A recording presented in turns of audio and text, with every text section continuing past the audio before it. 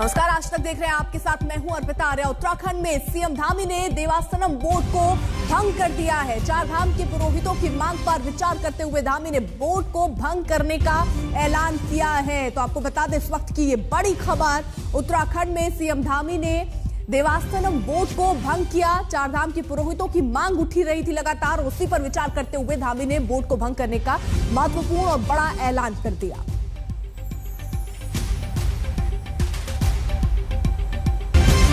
पुष्कर सिंह धामी से खास बातचीत की हमारी सहयोगी श्वेता झा ने, सुनिए।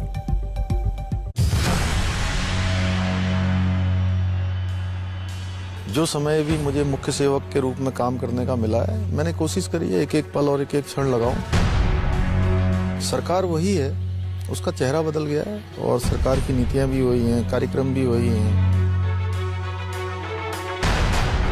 टूरिज्म के क्षेत्र को बढ़ाने के लिए भी काम हो रहा है, उसके लिए यहाँ की सड़कों पर बहुत तेजी से काम हुआ है।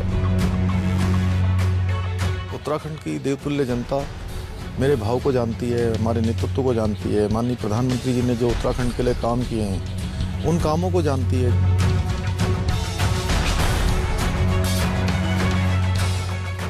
जब हम देवभूमि में हैं और उत्तराखंड की बात हो रही है, तो जाहिर सी बात है यहाँ पर बात होना मुख्यमंत्री से बहुत जरूरी है कि आखिर उनकी सोच क्या है, और वो भी जब नए नवेले मुख्यमंत्री हो, समय कम हो, तो इसमें क्या टारगेट है उनका, क्या गोल है उनका, कितना अचीव किया उन्होंने, ये सब जानने के लिए और बताने के लिए खुद हमारे साथ उत्तराखंड के मुख्यमंत्री पुष्कर सिंह धामी जी मौजूद है। सर, आपका बहुत बहुत स्वागत है। जी, धन्यवाद आपका।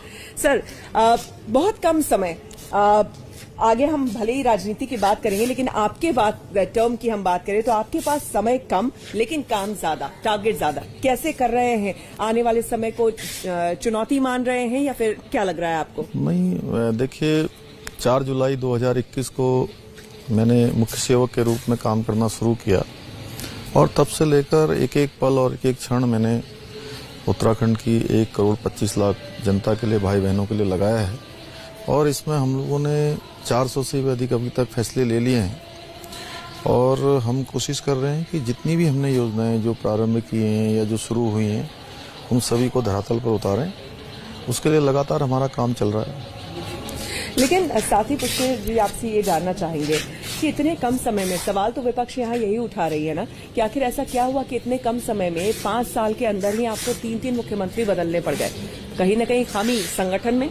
नहीं, खामी जैसी कोई बात नहीं है। ये व्यवस्थाएं बनती रहती हैं और इस व्यवस्था में सरकार वही है, उसका चेहरा बदल गया है और सरकार की नीतियां भी वही हैं, कार्यक्रम भी वही हैं, उन्हीं को आगे में बढ़ा रहा है। चेहरा बदलने के पीछे की वजह? देखिए, ये बहुत समय में इस प्रकार के सरकमचांसेज आ जाते हैं और उसमें ऐसी स्थितियां उत्पन्न हो गई, तो उसके कारण से सरकार भारतीय जनता पार्टी की है, उसका चेहरा बदल गया। अब मुझे मुख्य सेवक के रूप में काम मिला है, मैं उसको आगे बढ़ा रहा हूँ। एक युवा चेहरा, बीजेपी ने यही कोशिश की कि उत्तराखंड में एक युवा चेहरा दिया जाए जो कि पूरे जोश के साथ आने वाला जो विधानसभा चुनाव है उसमें वो उतरे और युवाओं के लिए खास तौर पर काम करे। अगर उत्तराखंड की हम खास करके बात करें तो यहाँ बेरोजगारी भी एक बहुत बड़ा मुद्दा है, उसके लिए ये युवा चेहरा क्या कर रहा है? नहीं, हमने पहले दिन से इस पर फोकस किया है कि जितने भी हमारे सरकारी पद हैं, वो सारे सरकारी पद हम भर रहे हैं। उसकी प्रक्रिया हमने प्रारंभ कर दी थी पहले दिन से ही और 24,000 हमारे यहाँ सरकारी पद खाली थे। उनमें से अभी तक 12,000 पर हमने इसकी प्रक्रिया, विज्ञापन की, चयन की प्रारंभ कर दी है और बहुत तेजी से हम सारे पद भरेंगे। इसके साथ साथ केवल सरकारी नौकरियों से काम नहीं चलने वाला है। हमने मुख्यमंत्री स्वरोजगार योजना, मुख्यमंत्री नैनो योजना, वीर चंद्र सिंह गढ़वाली योजना, उन सभी को हम लोगों ने बहुत तेजी से क्रियान्वित करने के लिए काम किया और उसको हम सिंगल विंडो सिस्टम के आधार पर काम कर रहे हैं। कैंप लगा रहे हैं, रोजगार के मेले लगा रहे हैं, जिससे कि नौजवानों को रोजगार से जोड़ा जाए और हमारी माताएं बहनें जो स्वरोजगार के क्षेत्र में राष्ट्रीय आजीविका मिशन के तहत स्वयं सहायता समूह, ग्राम संगठनों के माध्यम से काम करती हैं, उनको भी हम लोगों ने लगातार अभी इधर ऋण उनका बढ़ाया है। उनका जो 6 महीने का ब्याज है वो माफ किया है, उसको सरकार ने बहन करने का निर्णय लिया है। स्वयं सहायता समूह के साथ साथ युवक मंगल दल, महिला मंगल दल, इन सभी को हमने लाभान्वित किया है। आशा बहनों का अभी मानदेय बढ़ाया है, आंगनबाड़ियों का बढ़ाया है, उपनल के कर्मचारियों का बढ़ाया है, त्रिस्तरीय पंचायत में जो काम करने वाले जितने प्रतिनिधि हैं उन सभी का मानदेय बढ़ाया है। उत्तराखंड राज्य जिन लोगों ने बनाने में अपनी अहम भूमिका निभाई थी, आंदोलनकारी, उन सभी आंदोलनकारियों का भी हमने पेंशन भी बढ़ाया है। सभी को हम लोग कुछ न कुछ कर रहे हैं और बीच का रास्ता निकाल कर कोशिश कर रहे हैं कि हर वर्ग को, चूंकि सभी का इस राज्य को बनाने में बहुत बड़ा योगदान है, सभी की सहभागिता होनी चाहिए और हमारा लक्ष्य है कि 2025 तक उत्तराखंड राज्य हिंदुस्तान के अग्रणी राज्यों में से एक बने। उसके लिए सबका साथ जरूरी है, इसलिए सभी का साथ लेकर हम आगे बढ़ रहे हैं। प्रधानमंत्री नरेंद्र मोदी ने भी खुद ये बात कही कि 2030 जो है, यानी कि आने वाला जो समय है वो उत्तराखंड के लिए होने वाला है। कई सारी घोषणाएं, शिलान्यास, बहुत तरह के कार्यक्रम प्रधानमंत्री के भी रहे हैं, लेकिन टूरिज्म भी यहाँ एक बहुत बड़ा मुद्दा है। अगर टूरिज्म सेक्टर को जिस ढंग से डेवलप किया जाना चाहिए था, आपको नहीं लगता है कि अभी तक उस ढंग से डेवलप नहीं किया गया है? नहीं, अभी उसमें बहुत काम की आवश्यकता है और अभी हमने देखिए, जब से देश के प्रधानमंत्री के रूप में नरेंद्र मोदी जी काम कर रहे हैं, तब से लगातार टूरिज्म के क्षेत्र को बढ़ाने के लिए भी काम हो रहा है। उसके लिए यहाँ की सड़कों पर बहुत तेजी से काम हुआ है और ऑल वेदर सड़कें यहाँ पर बनी हैं, बन रही हैं। चार धाम यात्रा के रूट पर जो बनने वाली सड़कें हैं, हमारी ये जो भारतमाला श्रृंखला है उसके अंतर्गत भी हजारों किलोमीटर सड़कों का यहाँ पर जो है अभी उसमें निर्माण की प्रक्रिया चल रही है। इसके साथ साथ रेल, पहाड़ों में रेल जाना एक सपना था, वो माननीय प्रधानमंत्री नरेंद्र मोदी जी के नेतृत्व में सपना साकार हो रहा है। 125 किलोमीटर ऋषिकेश से कर्णप्रयाग रेल लाइन बन रही है।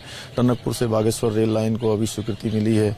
हवाई सेवाओं को लगातार मजबूत करने के लिए देहरादून के हवाई अड्डे को जो है अंतर्राष्ट्रीय स्तर का हवाई अड्डा बनाया जाने का काम चल रहा है।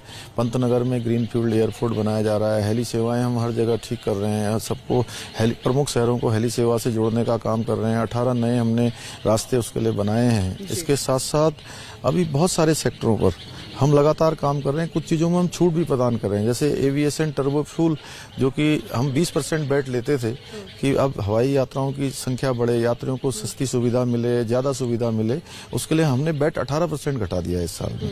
ऐसे बहुत सारे हम निर्णय ले रहे हैं त्वरित रूप से, जिससे कि यहाँ पर पर्यटन बढ़े और पर्यटन के साथ साथ जो है यहाँ के लोगों की आर्थिकी भी बढ़े।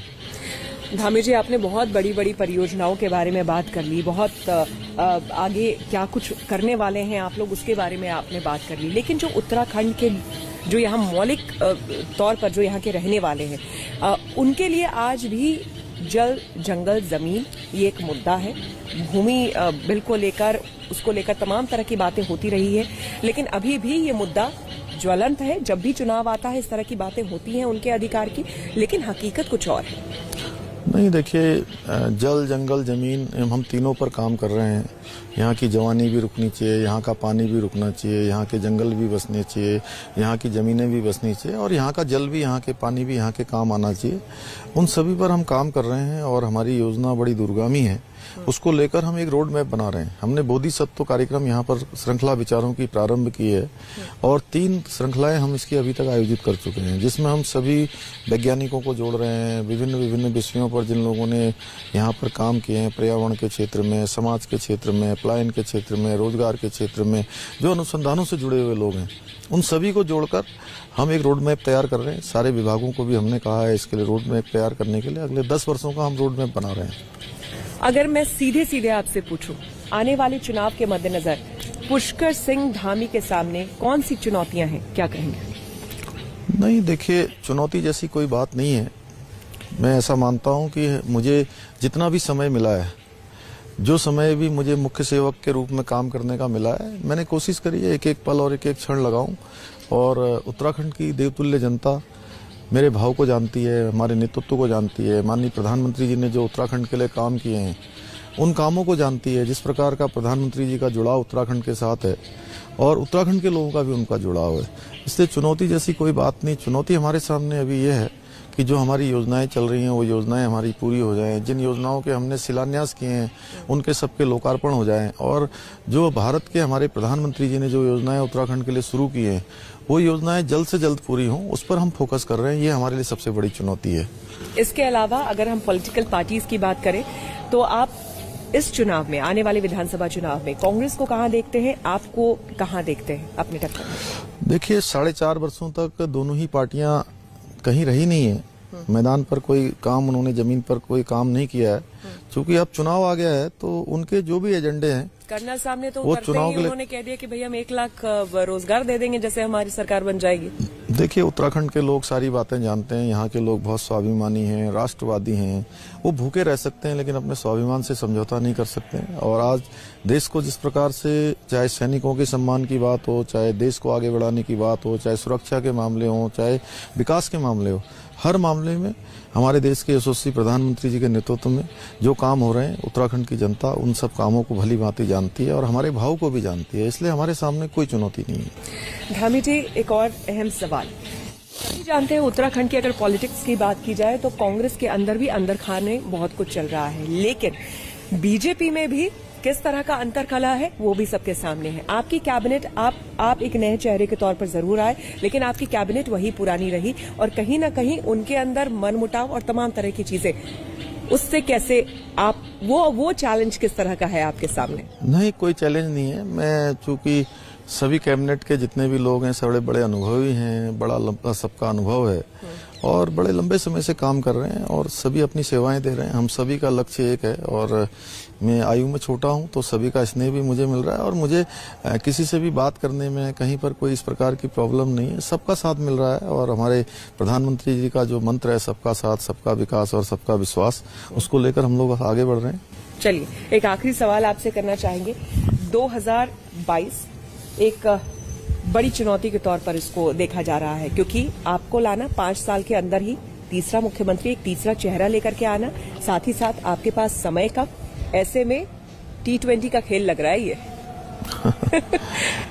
देखिए, मैं आपको एक बात बताऊं कि मैंने एक दिन भी मैंने आराम नहीं किया है और जो समय है उसके बारे में क्यों चिंता करनी। जितना समय, एक दिन का भी समय बहुत होता है।